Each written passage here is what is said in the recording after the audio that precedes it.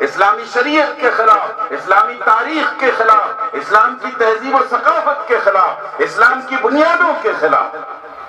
تو ایک ایسے وقت میں ہماری ذمہ داری تو بالا ہو جاتی ہے، کیا ہماری صف میں ایسے کونمش مقرر ہیں، ایسے بالغ نظر علماء ہیں جو آج کے فکری الغار کو سمجھ سکیں اور اس کا صحیح جواب دے سکیں؟ کیا ہمارا نظام تعلیم ایسے افراد کو تیار کر پا رہا ہے یا نہیں؟ یہ سوال ہے آج ہمارے سامنے۔ تو قرآن نے کہا وَمَنْ أَحْسَنُ قَوْلًا مِّمَّنْ دَعَا إِلَى اللَّهِ وَعَمِلَ صَالِحًا، اور نیک کام اور بھلے کام کیے۔ یاد رکھیے گا، عمل صالح قرآن مجید کی ایک خاص اصطلاح ہے، لیکن ہم نے ہندوستان کے اس پسماندہ نظام میں اس عمل صالح کے دائرے کو محدود کر دیا۔ ہماری نظر میں عمل صالح یہ ہے کسی غریب کی جھولی میں چند ٹکے اور چند پیسے ڈال دیے۔ ہمارے پاس عمل صالح یہ ہے کہ کسی غریب کو ایک وقت کا کھانا کھلا دیا، تسبیح پڑھ لی، وظائف ادا کر لیے اور کچھ نیک اور نفلوں کا اہتمام کر لیا۔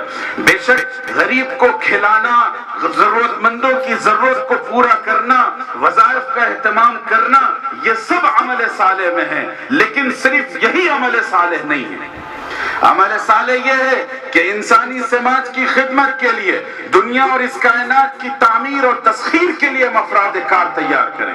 عمل صالح یہ ہے کہ مظلوم اور پسماندہ طبقات کی آواز میں آواز ملا کر ہم کھڑے ہوں۔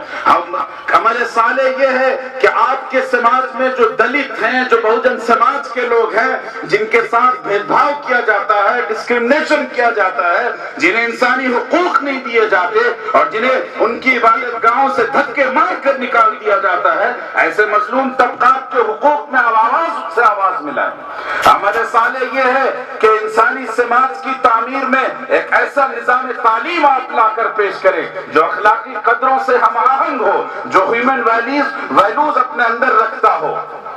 آج کا نظام تعلیم انسانوں کے پرخچے اڑا رہا ہے، ایسی فوج تیار کر رہا ہے جو نفرت کے کارندے ہیں اور غنڈے اور گماشتے ہیں نفرتوں کے۔ تو کیا ایسے نظام تعلیم کو ہم اپنی آنکھوں سے دیکھیں اور صبح شام قرآن کی اس للکار کو سنیں وَعَمِلَ صَالِحًا، اور پھر خاموش بیٹھ جائیں اپنی درسگاہوں میں، اپنی خانقاہوں میں، اپنی مسجدوں میں؟ کیا یہ کافی ہوگا؟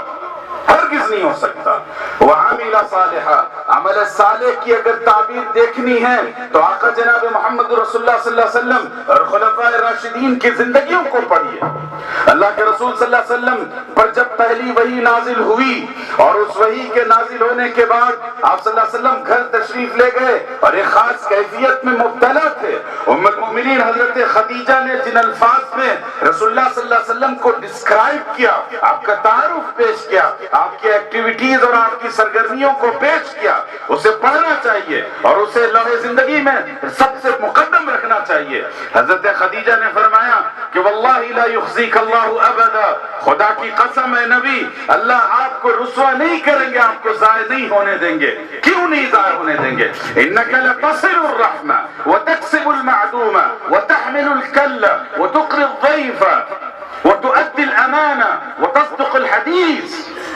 اے نبی، اللہ اس لیے نہیں ضائع کریں گے، اس لیے کہ آپ تو صلہ رحمی کے پیغامبر ہیں، آپ صلہ رحمی کی تعلیم دیتے ہیں، رشتہ داروں کے باہم حقوق انہیں یاد دلاتے ہیں، سماج کی تعمیر اور ان کو متحد رکھنے کے لیے صلہ رحمی جیسے فرض کو ادا کرتے ہیں۔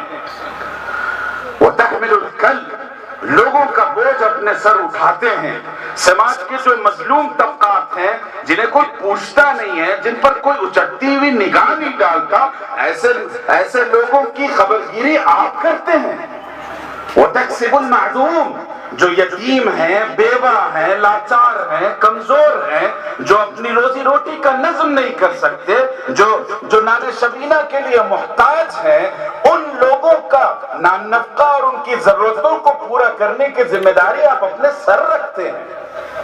وَتُؤَدِّي الْأَمَانَةَ، امانت کو ادا کرتے ہیں، سچ بولتے ہیں۔ وَتَصْدِقُ الْحَدِيث، سچ بولتے ہیں اور مہمانوں کی ضیافت کرتے ہیں۔